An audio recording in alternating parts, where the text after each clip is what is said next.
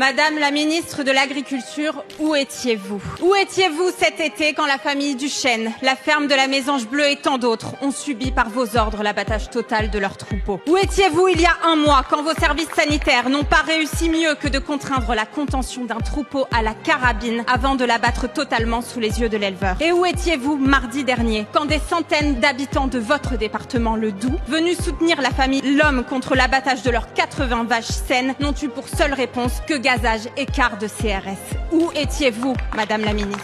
Constituer un troupeau, c'est le travail d'une vie, parfois de plusieurs générations. Sélectionner les animaux, leur génétique, créer un lien de confiance. L'abattage total, c'est la pire chose que vous puissiez faire subir à un éleveur. Alors vous allez me répondre que oui, c'est dur, mais c'est la seule solution pour protéger le cheptel français. Madame la ministre, l'EFSA, Autorité européenne sanitaire, indique que la solution la plus efficace pour lutter contre la DNC, ce n'est pas l'abattage total, c'est la vaccination. Or, c'est vous qui bloquez aujourd'hui la généralisation de la vaccination pour éviter d'avoir à remettre en question l'Union européenne et ses politiques d'export dépassées. L'EFSA nous dit encore que lorsque la vaccination est effective, un abattage partiel a la même efficacité sanitaire qu'un abattage total. Alors quand vous imposez à la famille L'Homme l'abattage total, alors que le troupeau est vacciné, que les élevages alentours sont vaccinés, vous ne respectez ni les éleveurs ni votre dignité, Madame la ministre. Les épidémies s'enchaînent à l'heure du changement climatique. Il y a urgence à mettre à jour les logiciels sanitaires. Demain, la Conf et la CR du Doubs organisent une manifestation en soutien à la famille L'Homme à Besançon. On y sera. Et vous, Madame la ministre, où serez-vous?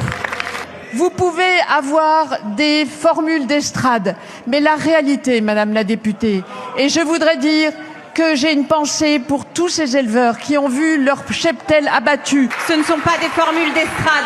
L'Organisation mondiale de la santé animale indique qu'il ne faut pas prendre en compte que les sanitaires, mais aussi les économies et les impacts psychologiques sur les éleveurs, ce que vous ne faites absolument pas. Merci beaucoup.